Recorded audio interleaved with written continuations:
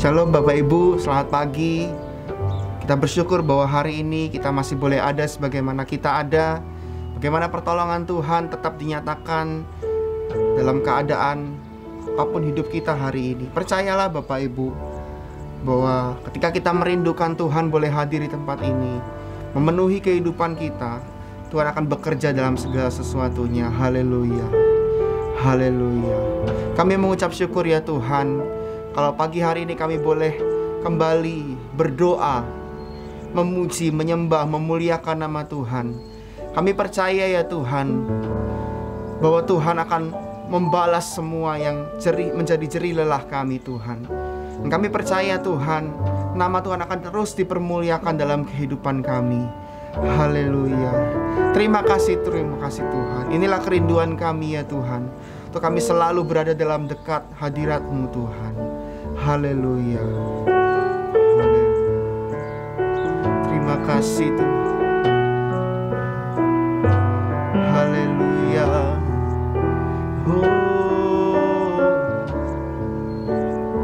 Satu hal yang kurindukan, satu hal yang kurindukan, ya Tuhan, selalu berada di dekat-Mu dengan segenap hati, dengan segenap jiwa. Ku menanti di hadirat-Mu. Satu hal yang kurindukan, satu hal yang kurindukan, ya Tuhan, selalu berada di dekat-Mu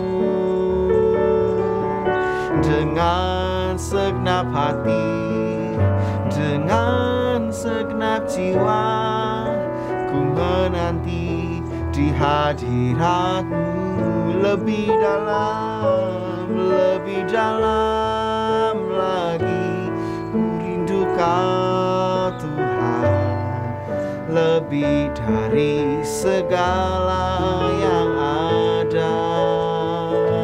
Lebih dalam lagi ku cinta Kau Yesus, ku mengasihi-Mu.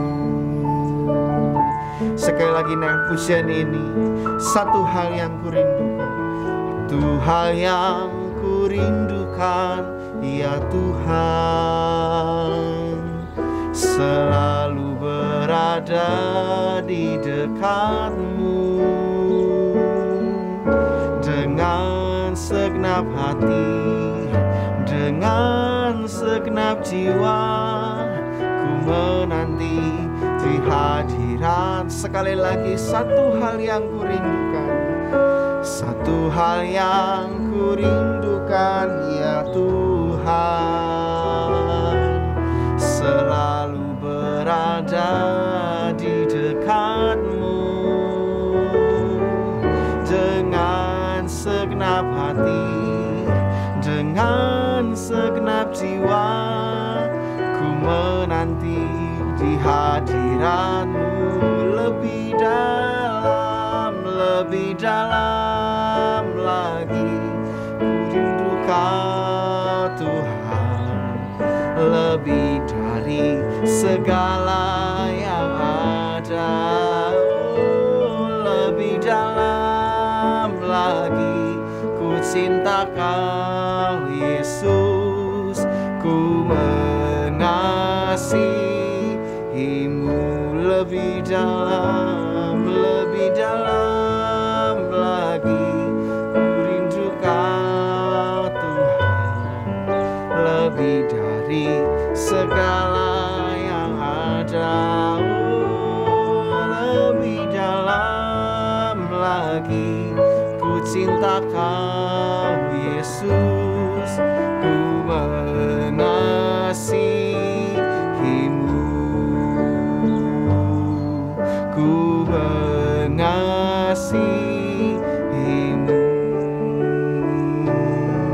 ku mengasihi-Mu.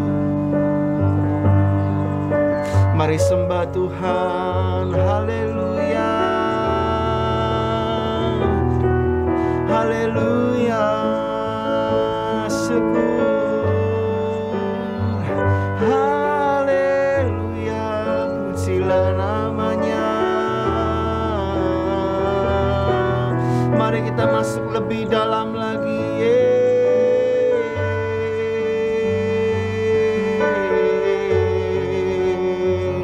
Haleluya, haleluya, pujilah namanya.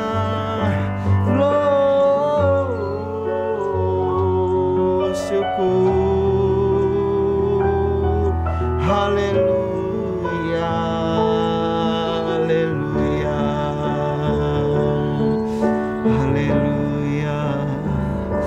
Mari Engkau tilik setiap hati kami Tuhan. Engkau uji setiap hati kami ya Tuhan, untuk kami layak boleh masuk dalam hadirat-Mu Tuhan. Ujilah kami Tuhan, haleluya. Yes, terima kasih Lord Yesus.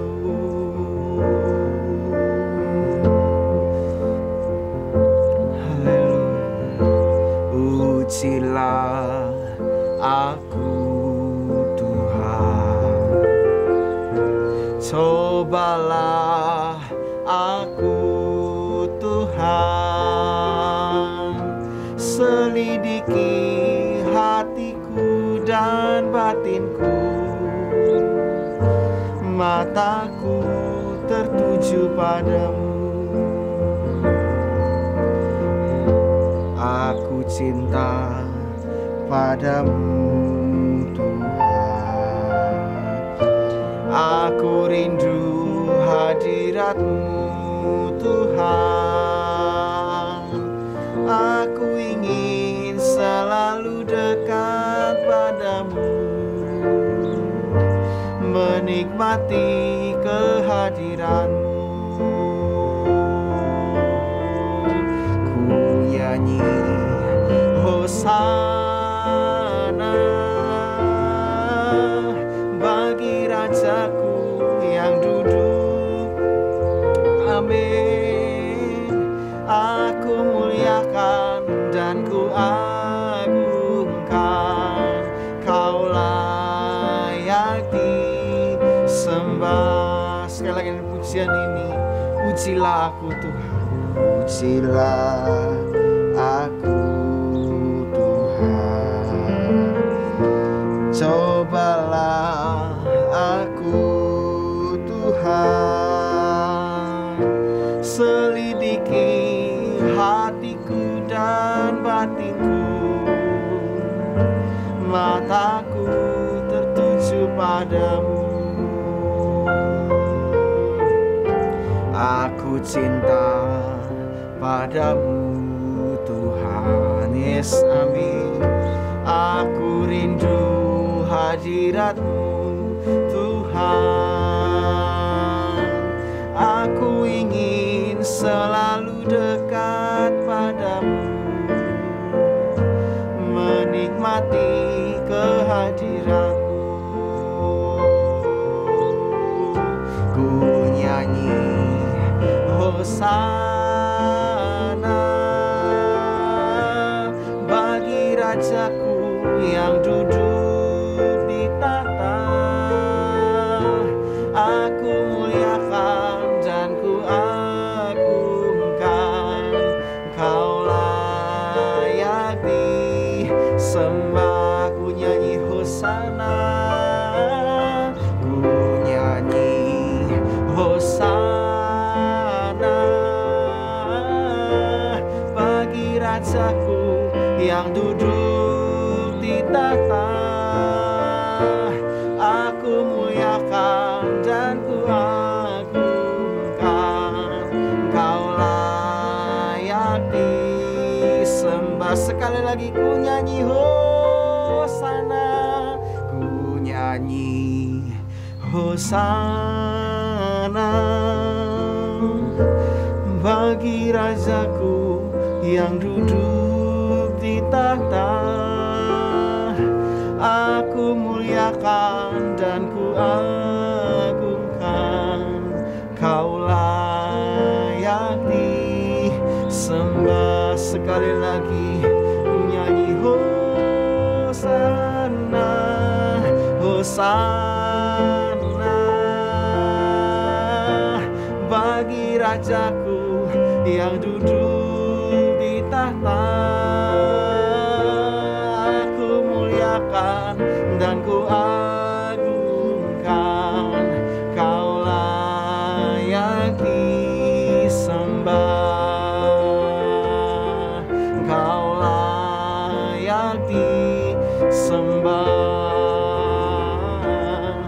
Kau layak disembah.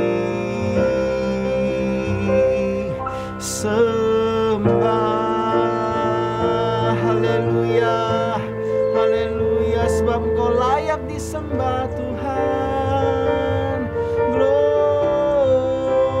Haleluya, pujilah namanya. Mari sembah Dia, Bapak Ibu sidang jemaat. Mari sembah Dia, Dia hadir di tempat ini. Haleluya, kami nyanyikan pujian kami.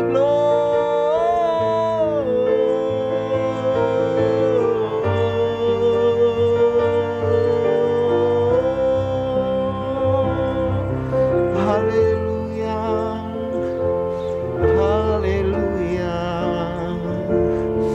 sebab Engkau hadir di tempat ini ya Tuhan.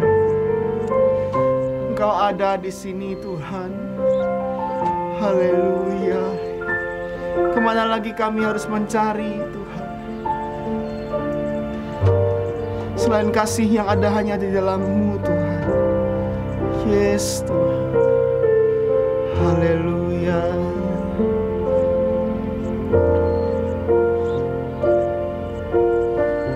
Kemanakah kami mencari kasih sejati? Amin. Kemanakah kami berseru saat badai datang menderu? Yang kami tahu hanya Kau yang mampu pulihkan segala sesuatu. Kami perlukan, kami perlukan keajaiban-Mu. Kami butuhkan sentuhan tangan-Mu. Kami tak dapat jalan sendiri. Kami perlukan Tuhan, kami perlukan, kami perlukan keajaiban-Mu. Kami butuhkan sentuhan tangan-Mu. Kami tak dapat jalan sendiri. Kami perlukan Tuhan. Mari kita naikkan pujian ini sekali lagi. Kemanakah kami mencari-Mu Tuhan? Manakah kami mencari kasih sejati? Semanakah kami berseru saat badai datang menderu? Yang kami tahu hanya Kau yang mampu pulihkan segala sesuatu.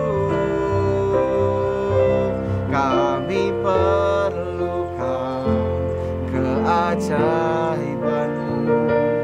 Kami butuhkan sentuhan tangan-Mu. Kami tak dapat jalan sendiri. Kami perlukan Tuhan. Sekali lagi, kami perlukan keajaiban-Mu. Kami butuhkan sentuhan tangan-Mu. Kami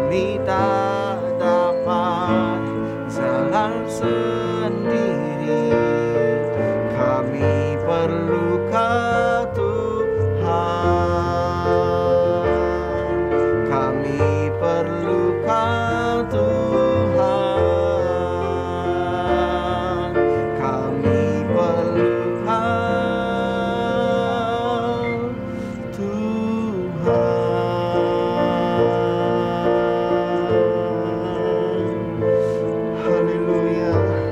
Sungguh kami perlu Engkau ya Tuhan dalam hidup kami. Kami telah menaikkan pujian dan penyembahan kami Tuhan. Kini tiba saatnya kami akan mendengarkan sebagian firman Tuhan. Mari Tuhan tolong hamba-Mu boleh menjadi berkat bagi setiap kami ya Tuhan. Berbicara melalui hamba-Mu Tuhan, kami siap mendengarkan. Kami percaya Tuhan, setiap firman yang boleh keluar dari mulut bibir lidah hamba-Mu boleh memberkati setiap kami. Dan kami boleh menjadi kuat dan semangat kembali oleh karena Tuhan bersama dengan kami. Terima kasih Tuhan, terima kasih. Kami siap mendengarkan firman Tuhan. Di dalam nama Tuhan Yesus kami berdoa. Haleluya. Amin. Shalom, selamat pagi. Kita jumpa lagi dalam ibadah doa pagi kita. Saya berharap Bapak Ibu Saudara sekalian tetap dalam lindungan Tuhan, jaga kesehatan, dan kita bisa terus menikmati hadirat Tuhan dalam waktu-waktu kita untuk berdiam diri. Hari ini kita akan belajar dari kitab Lukas pasal 19 ayat 1 sampai dengan 10. Demikianlah bunyi firman Tuhan. Yesus masuk ke kota Yeriko dan berjalan terus melintasi kota itu. Di situ ada seorang bernama Sakeus, kepala pemungut cukai, dan ia seorang yang kaya. Ia berusaha untuk melihat orang apakah Yesus itu. Tetapi ia tidak berhasil karena orang banyak, sebab badannya pendek. Maka berlarilah ia mendahului orang banyak, lalu memanjat pohon ara untuk melihat Yesus yang akan lewat di situ. Ketika Yesus sampai ke tempat itu, ia melihat ke atas dan berkata, "Sakeus, segeralah turun, sebab hari ini aku harus menumpang di rumahmu." Lalu Sakeus segera turun dan menerima Yesus dengan sukacita. Tetapi semua orang yang melihat itu bersungut-sungut. Katanya, ia menumpang di rumah orang berdosa. Tetapi Sakeus berdiri dan berkata kepada Tuhan, "Tuhan, setengah dari milikku akan kuberikan kepada orang miskin. Dan sekiranya ada sesuatu yang kuperas dari seseorang akan kukembalikan 4 kali lipat." Kata Yesus kepadanya, "Hari ini telah terjadi keselamatan kepada rumah ini, karena orang ini pun anak Abraham. Sebab Anak Manusia datang untuk mencari dan menyelamatkan yang hilang." Bapak Ibu Saudara yang dikasihi dalam Tuhan Yesus Kristus, dari bacaan perikop firman Tuhan hari ini, pagi ini, ada pertanyaan-pertanyaan yang harus saya ajukan lebih dahulu supaya kita bisa memahami apa yang dialami, yang terjadi, yang dirasakan oleh Sakeus. Pertanyaannya seperti ini: apa perubahan yang dialami ketika pertama kali mengaku percaya kepada Kristus, atau ketika menyadari bahwa Tuhan sudah menebus dosa-dosa kita? Apakah mungkin pada saat mengaku percaya kepada Yesus, orang bisa tidak merasakan sukacita?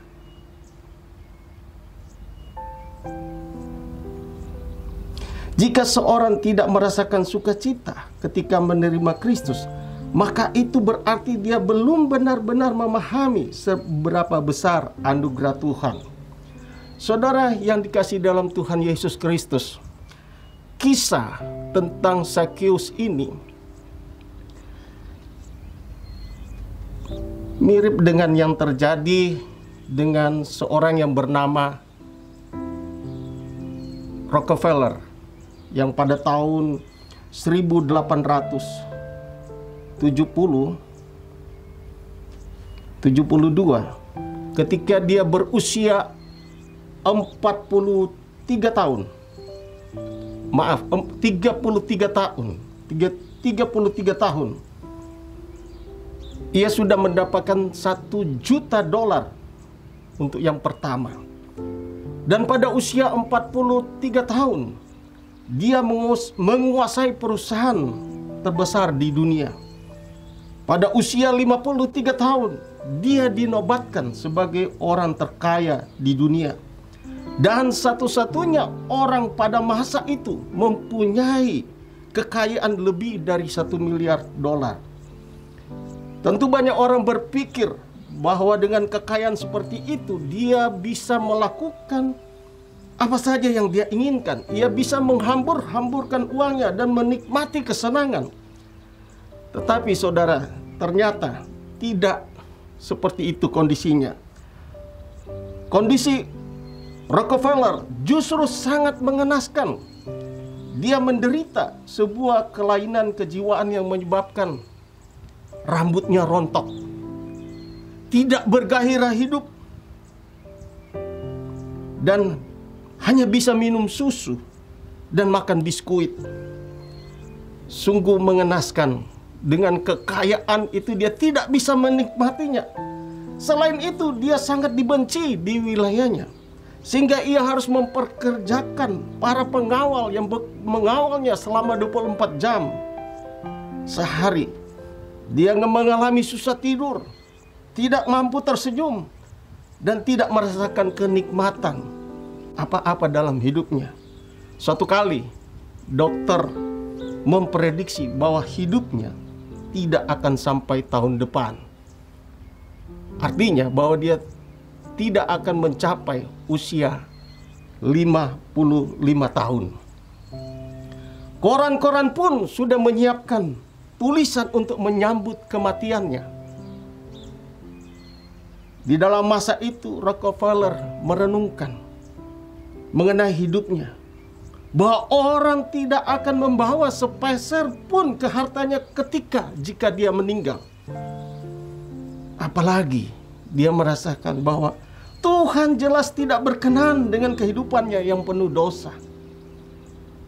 Akhirnya Rockefeller pun bertobat, mengaku percaya kepada Kristus, dan sejak itu hidupnya berubah. Dia banyak membantu gereja dan orang-orang miskin. Dia juga mendirikan yayasan bernama Rockefeller Foundation. Dan melalui yayasan Rockefeller Foundation ini, banyak dukungan dana dari yayasan ini untuk memajukan ilmu pengetahuan seperti penemuan penisilin. Rockefeller pun bisa kembali menikmati hidupnya. Dan prediksi dokter yang mengatakan bahwa usianya hanya sampai 54 ternyata keliru. Dia bisa menjalani hidup hingga 98 tahun. Nah, kehidupan Rockefeller ini mirip dengan kisah Sakeus. Sebagai kepala pemungut cukai, dia memiliki kekayaan yang luar biasa. Namun justru karena itu dia juga dibenci oleh orang-orang sebangsanya. Jelas karena para pemungut cukai merupakan orang-orang Yahudi yang berkhianat, menjadi antek-antek Romawi untuk memungut pajak dengan semena-mena kepada orang-orang sebangsanya. Walaupun bisa saja hidup berlimpah, tetapi Sakeus memiliki kekosongan dalam hatinya. Itu sebabnya ia berusaha untuk bertemu dengan Tuhan Yesus. Betapa senang hati Sakeus ketika akhirnya ia dapat berjumpa dengan Tuhan Yesus. Tetapi yang lebih mengejutkan bagi Sakeus, ketika Tuhan ternyata berkenan untuk menumpang di rumahnya. Bayangkan, orang-orang sekitar saja menjauhinya, tetapi Tuhan Yesus sendiri, guru agama yang sedang naik daun, pada saat itu justru ingin menumpang di rumahnya. Ternyata Tuhan jauh lebih agung dibandingkan apa yang orang-orang pikirkan.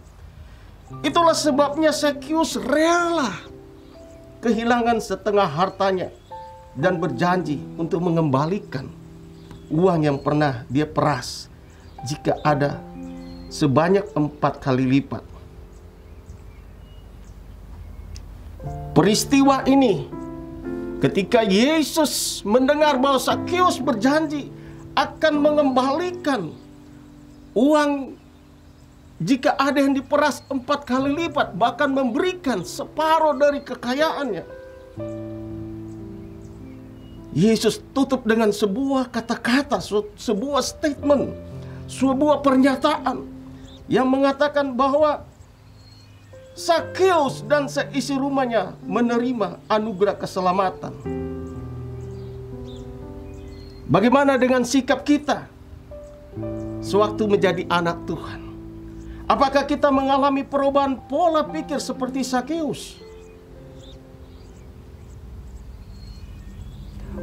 Percaya kepada Tuhan Yesus bukan sekedar mengaku dengan mulut saja dan merasakan luapan emosi sukacita, tetapi itu pasti diikuti dengan pertobatan, perubahan pola pikir yang akan terwujud di dalam kehidupan kita.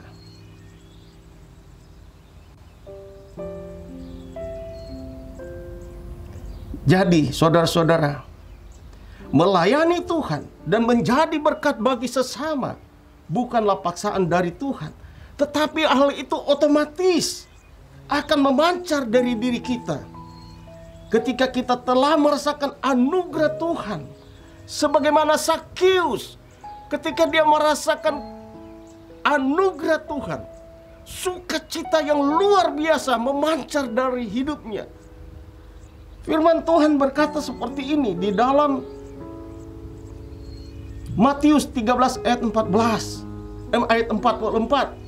Hal kerajaan surga itu seumpama harta yang terpendam di ladang, yang ditemukan orang, lalu dipendamkannya lagi. Oleh sebab sukacita, pergilah ia menjual seluruh miliknya, lalu membeli ladang itu. Itu hal kerajaan surga. Sakeus merasakan bahwa dia menerima keselamatan. Kerajaan sorga itu jauh lebih berharga daripada harta kekayaannya, sehingga dia rela untuk mengorbankan harta kekayaannya itu. Dia tahu dia tahu bahwa kerajaan sorga itu jauh lebih berharga dari apa yang dia miliki. Jika seseorang tidak merasakan sukacita ketika menerima Kristus, maka itu berarti dia belum benar-benar memahami seberapa besar anugerah Tuhan. Saudara-saudara yang dikasihi dalam Tuhan Yesus Kristus, Sakeus mengalami sukacita karena dia merasakan anugerah keselamatan itu jauh lebih berharga dari segala yang dia miliki. Dia merasakan bahwa hidupnya mengalami diberkati Tuhan, hidupnya mengalami perubahan. Dia mengalami sendiri dalam perubahan pikirannya. Nah, bagaimana dengan kita? Apakah ketika kita berjumpa dengan Yesus, ketika kita menerima keselamatan daripada Tuhan Yesus, perubahan apakah yang terjadi pada kita? Apakah pola pikir kita berubah? Apakah kita mengalami sukacita sehingga kita tidak mengadakan hitung-hitungan dengan Tuhan, karena kita tahu bahwa kehidupan kekal itu jauh lebih berharga daripada yang kita berikan. Saudara-saudara yang dikasihi dalam Tuhan Yesus, ada beberapa poin yang terdapat dalam perikop bacaan firman Tuhan ini. Yang pertama, Yesus menjangkau orang-orang tersisih. Di sekitar kita banyak orang-orang yang seperti Sakeus, orang-orang yang tersisih, yang tidak dianggap, karena mereka dianggap adalah orang-orang pendosa. Mereka orang-orang yang penuh dengan dosa. Tetapi saya mau ingatkan, Yesus berkata di dalam Lukas 19 ayat 10, Anak manusia datang mencari dan menyelamatkan yang terhilang. Yesus datang bukan untuk mencari orang yang merasa dirinya benar, yang merasa dirinya tidak berdosa. Yesus datang untuk mencari yang merasa dirinya berdosa. Dan orang-orang yang merasakan diri berdosa inilah, mereka inilah yang dicari Tuhan. Ketika mereka berjumpa dengan Yesus, ketika semua orang lagi tidak menganggap mereka karena menyepelekan mereka karena pekerjaannya mereka atau mungkin kehidupan mereka, mereka dipinggirkan, disisihkan, disingkirkan, dan tidak dianggap. Ketika mereka bertemu dengan Yesus, mereka akan mengalami sukacita. Saudara-saudara yang dikasihi dalam Tuhan Yesus Kristus, Yesus mencari orang-orang yang tersisihkan, orang yang terhilang, orang yang merasa berdosa. Dan tugas ini pun dilanjutkan oleh kita orang-orang percaya. Karena itu adalah amanat agung bagi kita untuk pergi mencari, menyelamatkan mereka yang terhilang, mereka yang berdosa. Yesus bisa saja menyuruh malaikatnya. Dia dengan mudah bisa membawa mereka kembali. Tetapi Yesus lebih senang memakai kita untuk bisa menarik banyak orang kepadanya, untuk membawa orang-orang yang terhilang ini kembali kepadanya, menjadi milik kesayangan Tuhan. Apakah kita sudah melakukan apa yang menjadi perintah Tuhan untuk mencari orang-orang yang terhilang, orang-orang yang tersisihkan? Mari saudara, jangan kita melihat orang itu mungkin kaya, dia tidak perlu Tuhan. Justru mungkin di balik kekayaannya ada kehausan dalam dirinya, ada kekeringan di dalam dirinya. Dan kekeringan dan kehausan itu hanya bisa diisi oleh Yesus. Oleh sebab itu Tuhan ingin supaya kita pun menjangkau mereka. Baik orang kaya, orang sederhana, orang tidak punya apa-apa, orang tua, orang muda, orang yang ada di jalanan. Mereka semua membutuhkan Yesus. Banyak di sekitar kita orang-orang ini. Mari, kalau kita merasakan anugerah Tuhan begitu luar biasa dalam hidup kita, mungkin kita tidak bisa memberi harta kita, tetapi mari kita bisa memberikan hidup kita untuk membawa orang-orang kepada Yesus. Poin yang kedua, dalam perikop ini kita lihat respon Sakeus, yaitu dia sangat sukacita. Dia memiliki kemurahan hati, perubahan pola pikir setelah menerima anugerah Tuhan, merupakan teladan bagi orang-orang percaya. Apa yang Sakeus alami, apa yang respons Sakeus terhadap anugerah Tuhan, ini seharusnya menjadi sebuah teladan bagi kita juga. Harus kita betul-betul merasakan bahwa anugerah Tuhan itu membuat kita sukacita, mengubah pola pikir kita. Kita menjadi orang yang murah hati, yang suka menolong orang lain, bahkan membawa orang kepada Kristus. Apakah kita sudah mengalami hal ini dan melakukan hal ini dalam hidup kita? Dan hal yang ketiga, poin yang ketiga, dalam perikop ini kita melihat bahwa relasi dengan Allah tidak hanya terjadi karena panggilan Yesus. Yesus berkata, Sakeus, turunlah, aku mau menumpang di rumahmu. Respon ini tidak akan ada jika Sakeus tidak bertindak turun dan membuka pintu bagi Yesus untuk masuk ke dalam kehidupannya. Saudara, mungkin kita merasakan sebagai orang Kristen selama ini, tapi kita tidak mengalami sukacita. Ini beberapa hasil yang cocok. Kita tidak mengalami sukacita.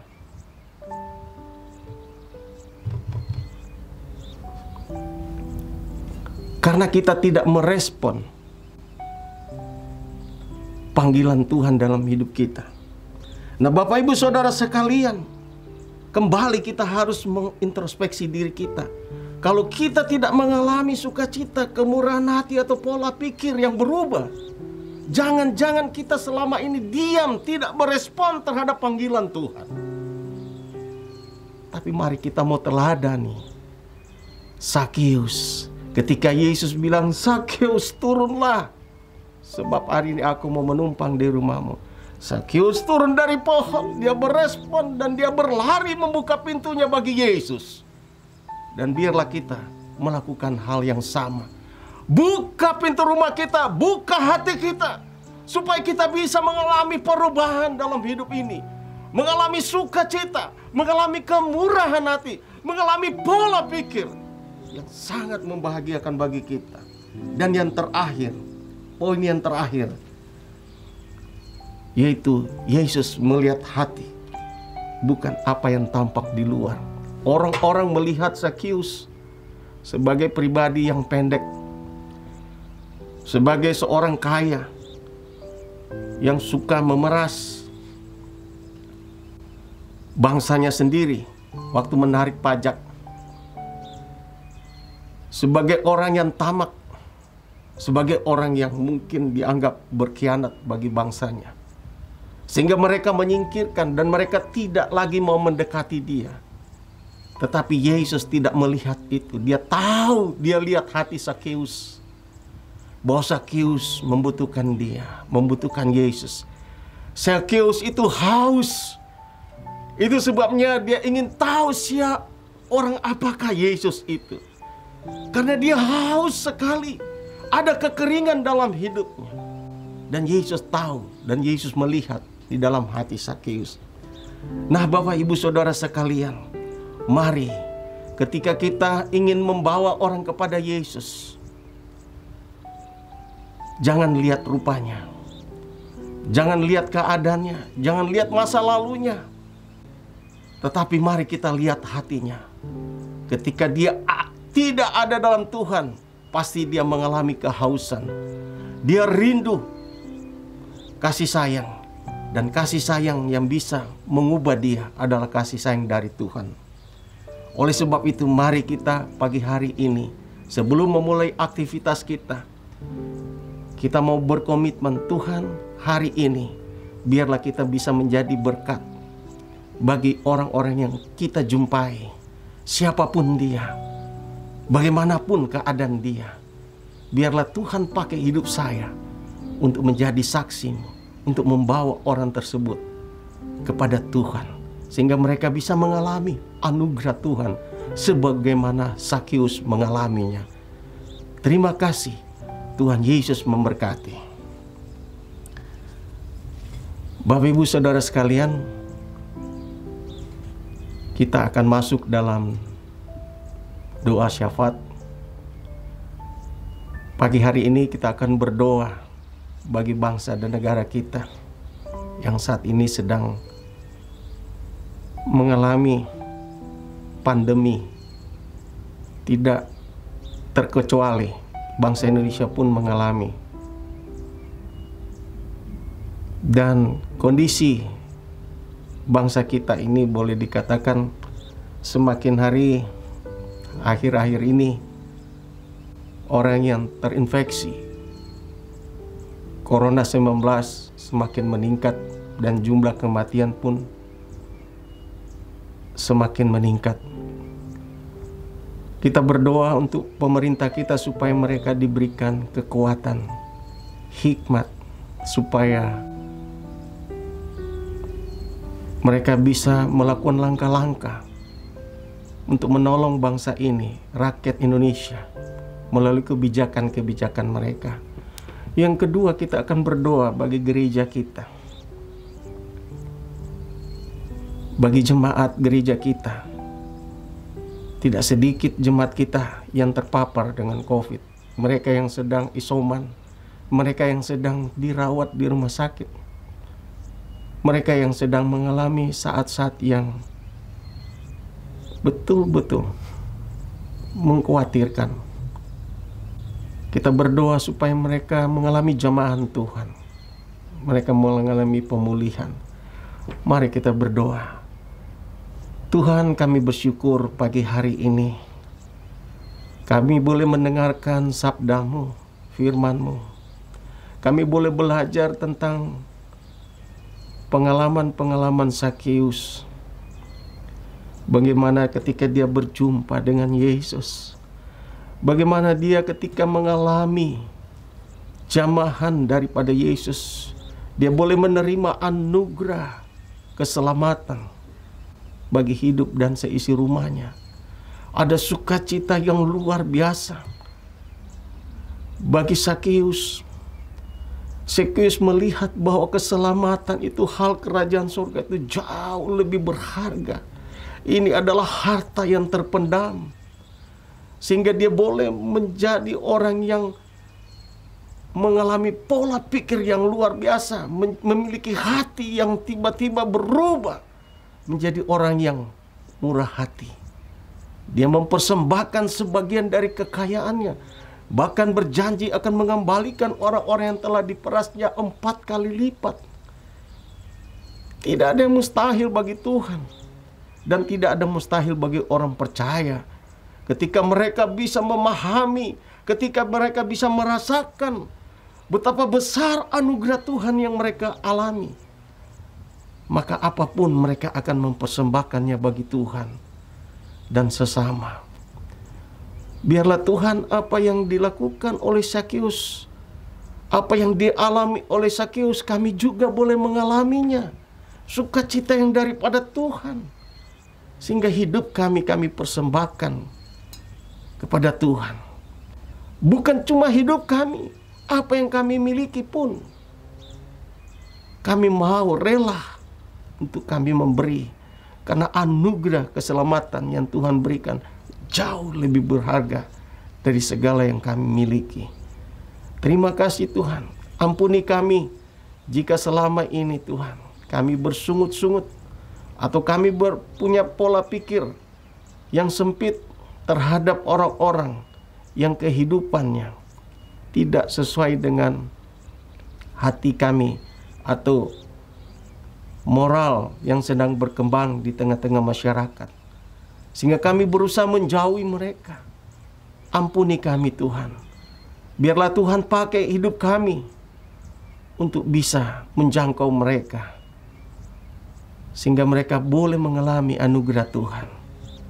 Bapa di sorga, pada kesempatan ini kami juga bersatu hati berdoa bagi bangsa dan negara kami, bagi pemerintah kami yang sedang berjuang melawan pandemi COVID-19 ini, yang telah membawa begitu banyak kesedihan di tengah-tengah masyarakat, kekhawatiran dan ketakutan, kehilangan orang-orang yang dikasihi. Tuhan, berikan kepada pemerintah kami kekuatan, berikan kepada pemerintah kami hikmat, sehingga mereka bisa melakukan langkah-langkah melalui kebijakan-kebijakan publik yang bisa menolong, memutus mata rantai daripada COVID-19 ini. Dan jangan biarkan pemerintah kami ini dirongrong oleh orang-orang yang ingin mengambil kesempatan dari situasi yang sedang terjadi dialami oleh bangsa ini. Mereka yang tidak peduli dengan bangsa ini hanya untuk mencari keuntungan pribadi.